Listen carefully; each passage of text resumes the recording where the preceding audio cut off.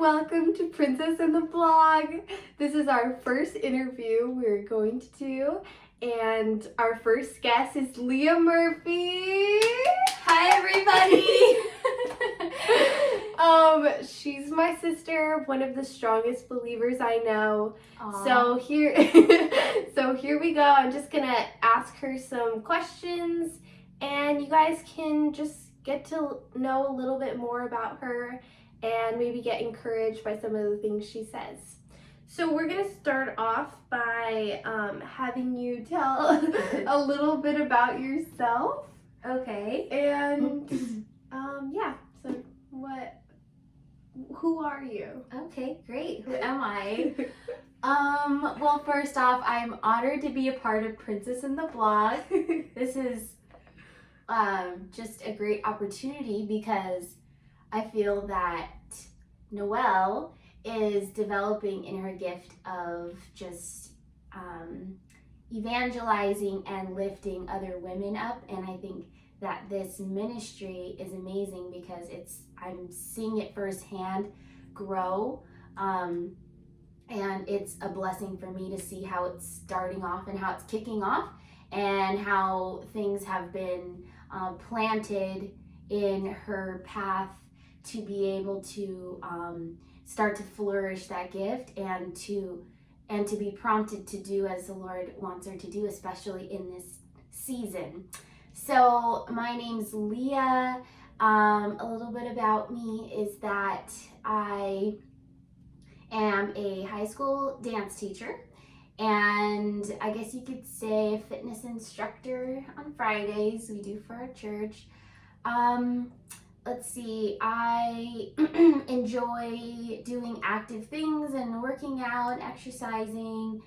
I love to go out dancing. I love to hang out with my family, do fun games like karaoke, go to the beach, go roller skating.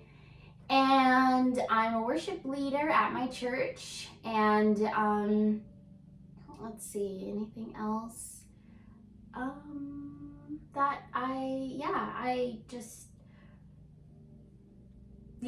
That's pretty good. That's a lot. That's a lot.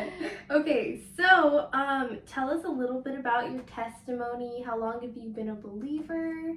And just tell us about that. Okay, so so when I was younger, I was in the Catholic Church. I did my first communion.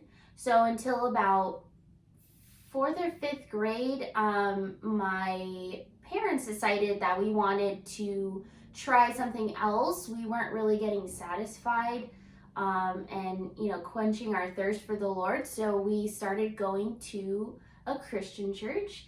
And then in 5th or 6th grade, I started getting into the youth group and just kind of started finding connections. But it wasn't until about my freshman year in high school to where I really understood what it meant to devote my life to Christ. And there was such a passion when I went to high school camp, which was called Hume Lake. And and that's where I gave my life to Christ. And so it was like about in 2008. And I kind of thought, that, in talking to my pastor before I got saved, and I wanted to get baptized because I remember thinking, I just want to be like cleansed. And I didn't realize that a baptism was just the outer symbol of being saved. So I kind of had it backwards a little bit. I got baptized and then I got saved, but I just felt like it's okay. The Lord knows my heart, and there's plenty other times where I got water on me, so it probably is a safe situation. Well, that's good because the cleansing starts from the inside. Yes, true. So that's good. Yeah. Okay. So, like I did it kind of backwards. I did like the outside and then the inside, but that's okay. So, that's how I found Christ. And I remember him telling me that you have so much work to do for me. And I just so overwhelmed by so much emotion. And I said, yes. it's like a proposal. Like he basically said, "Do you want to marry me?" And then I was like, "Yes." And then from there, it's been, yeah. So like, how long has it been? It's 2020, and that was back in 2008. So maybe like 12 years. That just, daily improving on my walk with Christ. So it's a relationship. Definitely. Of course. A marriage. It's a marriage. You got married in 2008. Yeah, I did. Wow, you're so young. Thank you. You're such a young bride. Okay, that's awesome. Congratulations. Thank you. Thanks for asking. I appreciate to share. I like that story. So, what are you learning in this season right now during the whole pandemic? I know it's like tough for people going through it, and it's tough, like for believers especially. Mhm. So, what are you going through, and like how can you encourage people going through it? Yeah. So in the quarantine, I feel like there was two sections. One was the COVID-19 and one was what we named the COVID-20. The COVID-19 was more of the physical virus taking over and the pandemic, which I felt not fearful of, maybe because I've never experienced it, but I had my family, I had the Lord. I just felt like this doesn't really scare me. Because I didn't even know anybody who got the virus around me. But then, it started to grow, and then COVID-20 came, which that a little bit more scared me, because COVID-20 was kind of more of the mental virus that people started to obtain. So they kind of, people all, many people around were affected emotionally by maybe just not feeling well, in terms of feeling kind of heavy. The enemy's really heavy in this one, and so it kind of feels like a lot of people are struggling mentally and struggling emotionally, not necessarily the physical part. So that part scared me more than the COVID-20, only because it's all mental, it's all spiritual warfare. So in this time, I think it's so important to just kind of breathe.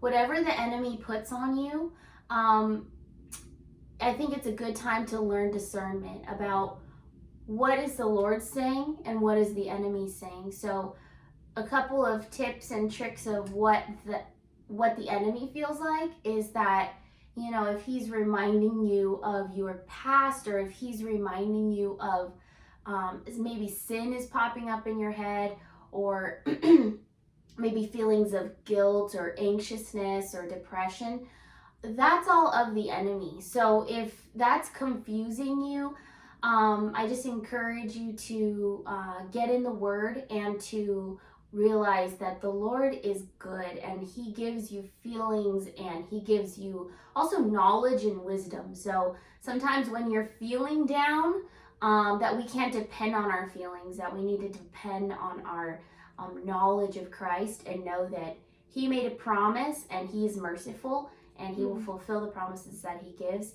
And so if we ever feel like emotionally down, just remember that will not last. It is the knowledge in the Word that he gives you as a factual evidence.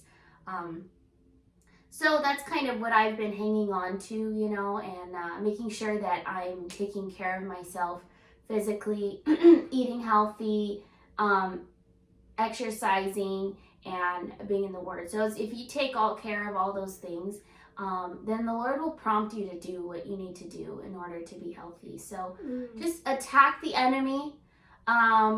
Feelings of anxiousness, remember, are not from him. There's a difference between being convicted by the Lord and being condemned by Satan, and those are different heaviness that are on your shoulders. So if you've already given things to Christ and you've taken care of that, and the enemy tries to bring it back, it's kind of just like, we took care of that already. So if you're trying to bring that back up, that's not of the Lord, because I dealt with that already. And so just kind of pushing that aside. And yeah, so for me, it's more of a mental thing in COVID-20. And so I just encourage you to like be with other believers, and don't be vulnerable right now. Put the armor on. It's time to fight. Yeah. That's good. Yeah. And you said that going into the Word like is a big part of your life. So, what does that like look like to you? And maybe you could give us a verse that's really helped you. Okay. Being in the Word, so when the quarantine began, I wasn't much in the Word, and now that the quarantine began, I feel like something has opened, and when you're in the Word, the Lord does that to you. So it's just kind of like when you're in it daily, and that doesn't just mean reading a verse. That means taking a chunk and reading it through, and then praying about what it means to you, maybe looking at some commentary, and then applying it to your life. Because that is part of the recipe for being a strong believer. That's part of the path that you need to do. So if you were trying to, like for example, lose weight, you wouldn't, the first step is to start writing maybe a diet log and figure out what first step you need to take. Eat healthy food, right? So this is the same example. This is the healthy food that you need in order to be healthy spiritually. So that's super important. A verse that I love is Jeremiah 29:11. For I know the plans I have for you, plans to prosper you and not to harm you, plans for a hope and a future. And I always put my name in there, or I always put someone's name in there that I'm praying for. So if I ever feel like, kind of like a sadness, like, hopeless with the quarantine not lifting, I always say, for you know the plans you have for me, Lord. Plans to prosper Leah, not to harm Leah. Plans to give Leah hope in a future. Or if I'm praying for Noe, Lord, you know the plans you have for Noe. Plans to prosper her and not to harm her. Plans for Noe's hope and future. And so even if that means that, if end times are approaching, that, we're going to thrive in the next, which is heaven. And so there's always hope for what's to come. That's good. Yeah. It's good to because you're good about it, but you, because God has given us the Word, and you can insert your name where you need to. So it's so much more personal and so much closer to your heart. Right. Yeah, that's good. Okay, so you brought up that you are a worship leader at church. Yes! So that's awesome. Thanks. And she does such a good job. She's been doing it virtually, and it's been really touching a lot of hearts. So how does singing and worshiping help your walk with Jesus? And do you have like a favorite worship song that helps you? So honestly, I feel like really humbled in this situation because I just honestly, I don't really know a lot. I feel like I don't know a lot about music. I'm still learning. I'm still learning about, worshiping and what that means. So I really feel like I'm just a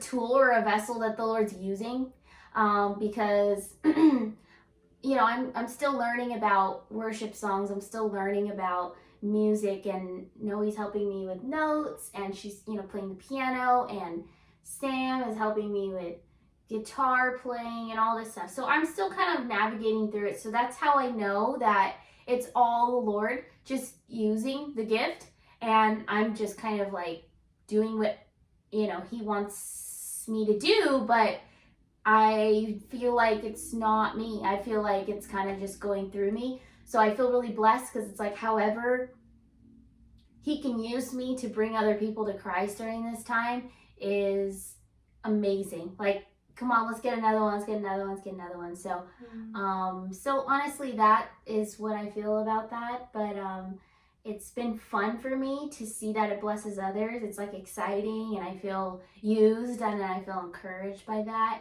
But a favorite worship song, I can't say that I have a favorite one right now, but I just do love a few bands like Hillsong, Bethel, Carrie Joe, who I've been starting to get into. Um, let's see, a couple others are, her husband Cody. And yeah, and I just got introduced to a new one. I think her name's Kayla, Sadie's friend, Sadie Robertson's friend, who was on the conference. Oh, and yeah. just anything that brings the spirit is truly raw. I really do enjoy that. That's good. Yeah. Yeah. And I feel like you have like a love for the genuineness of worship too.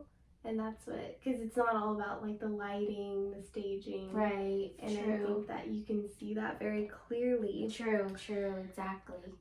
Also, something that I know about you is that you that you are very you have very prophetic dreams. And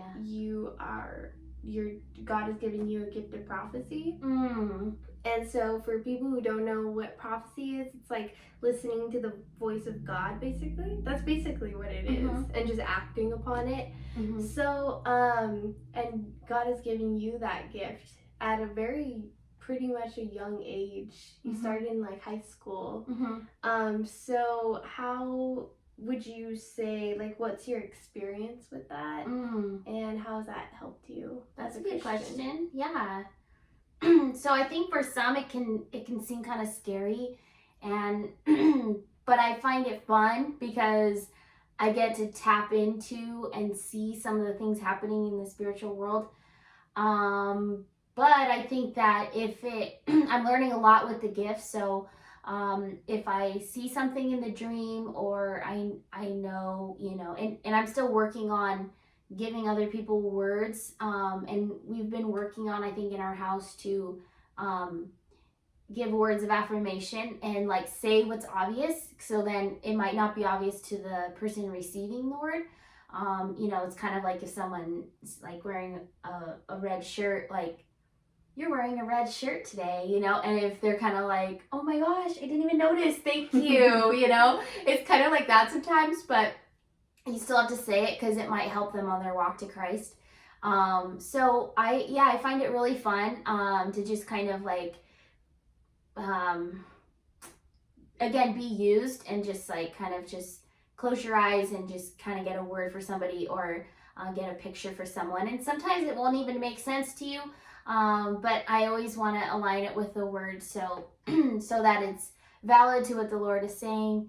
But that it's a fun gift for me, so that I can just kind of like,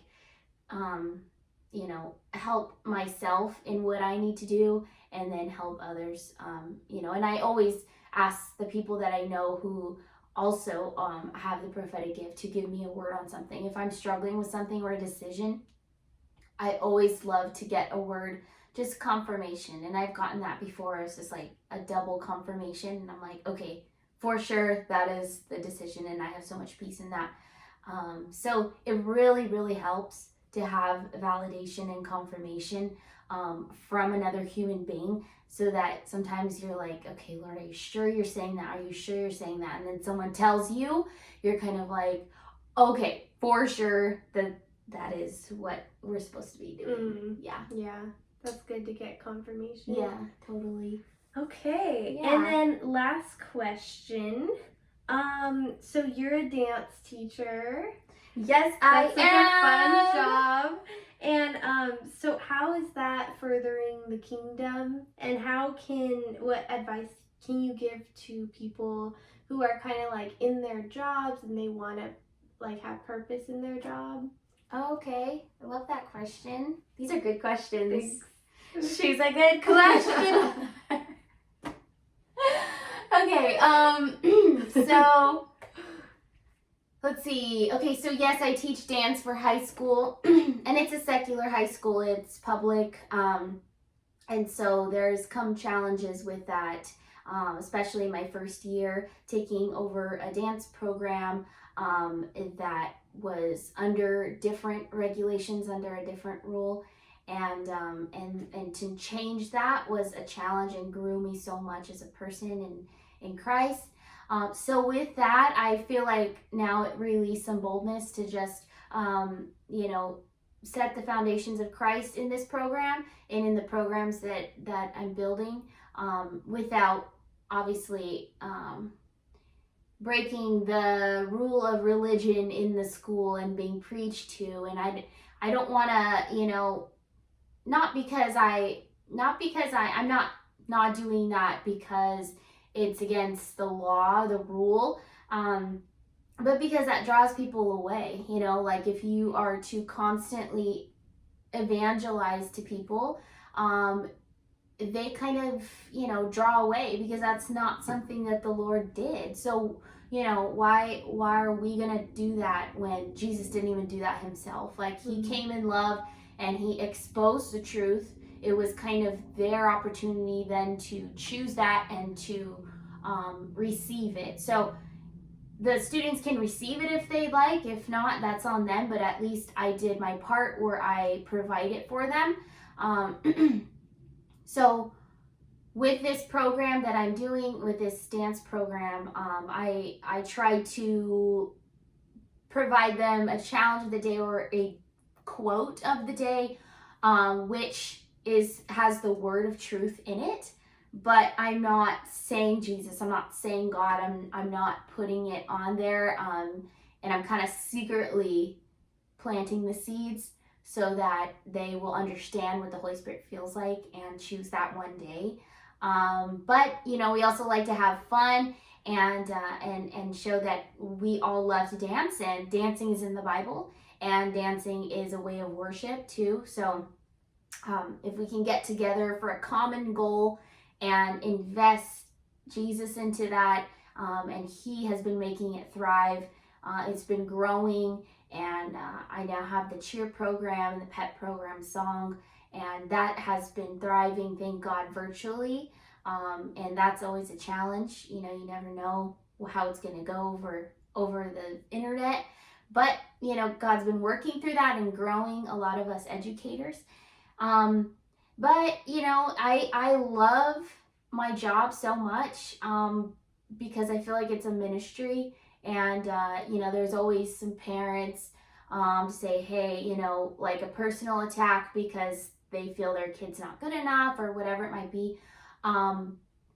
But that's helped me also in just saying, coming in love and just saying, we're going to improve with your kid, and I'm for your kid as much as you are. So let's work together in this. And even the parent, to feel loved is important to me, because then they feel like they're valued and they can, provide their feedback or whatever.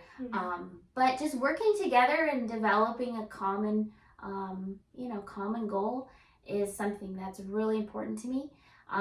So I encourage you that you could find a job that you love and that you take so much satisfaction in, and you take so much fulfillment in, whatever that is. If you're doing it for Christ and you're good at it and you have a gift in it, then that's something that that is possible for you. So just pray about that, and that you would take the steps to do that, because you need to actually put in the work to get to that point. But as long as you know where to take the step, it'll be very effective into what you need to do. Like, for example, Noelle, she has an idea of what she wants to do, right? Like, you're a communications major, and you have an idea that you're good at communicating with others, you're good at lifting other women up and people in general.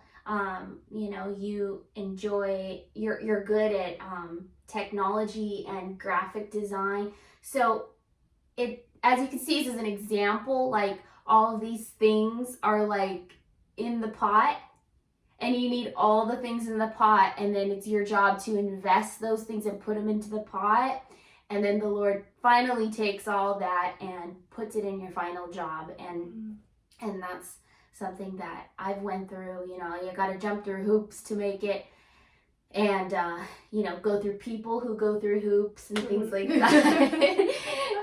There's a lot of things that you have to jump through, but when you make it, you just know. It's like when you find the one, you just know. I haven't found the one yet, but that's okay. I found the job. When you know, if you have peace in it, it's not gonna be easy, but it'll be worth it. That's good. Yeah, Yeah. totally. Yeah, it will be worth it. Totally.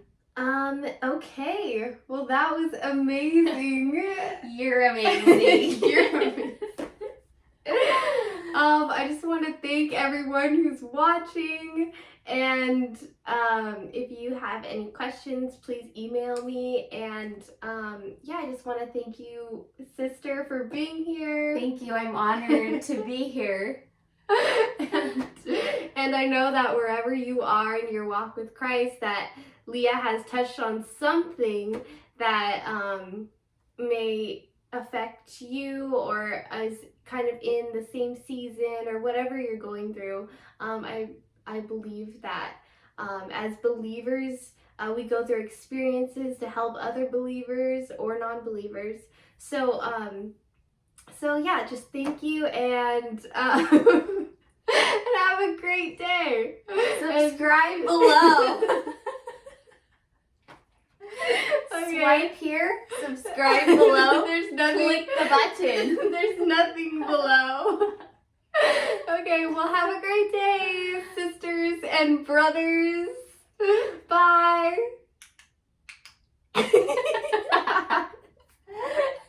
This button should work.